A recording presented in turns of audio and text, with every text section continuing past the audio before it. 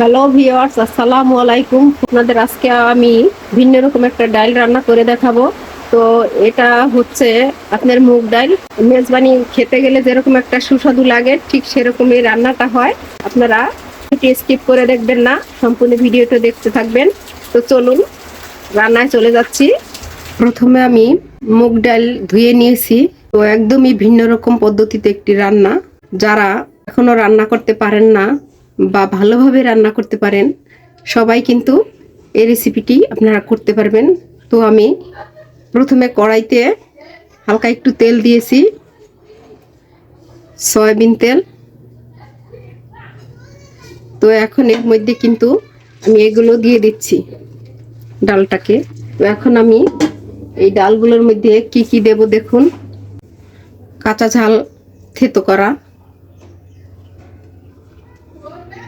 আদা বাটা,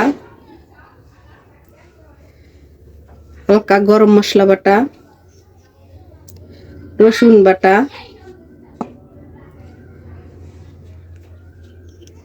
ধনিয়ার গুঁড়ো, হলুদ গুঁড়ো পরিমাণ মতো দেবেন।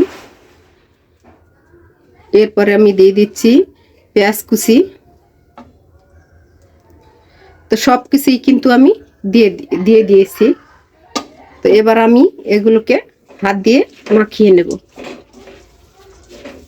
এভাবে মাখিয়ে নেব। এর একটা স্বাদই আলাদা, একটা কাঁচা কাঁচা একটা ঘ্রাণ আসে। একদম ভালোভাবে মাখিয়ে নিতে হবে, খুবই অনেকক্ষণ মাখাতে হবে, প্রায় 3-4 মিনিটের মতো এরকম মাখাতে হবে। এতে কিন্তু আপনারা সরিষা তেলও দিতে পারেন। তো এরপরে দিয়ে দিচ্ছি জিরে বাটা,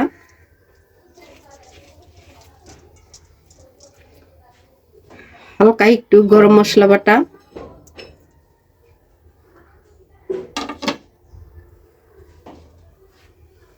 তো স্বাদ মতো লবণ,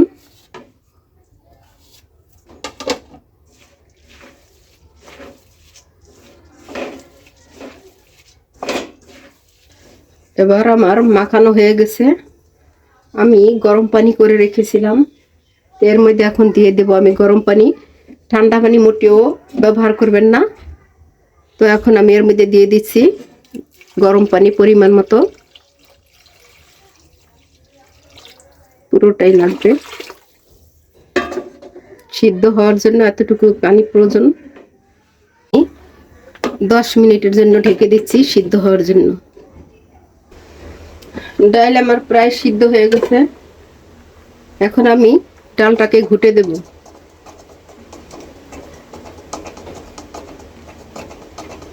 সুন্দর একটা ঘ্রাণ আসতেছে, মেজবানি মেজবানি একটা ঘ্রাণ ডালের থেকে।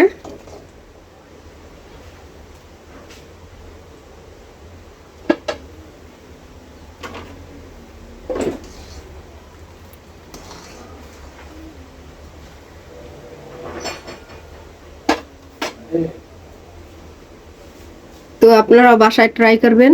তো ভিডিওটি যদি আপনাদের ভালো লেগে থাকে অবশ্যই লাইক করবেন, কমেন্ট করবেন এবং সাবস্ক্রাইব করে আমার পাশেই থাকবেন।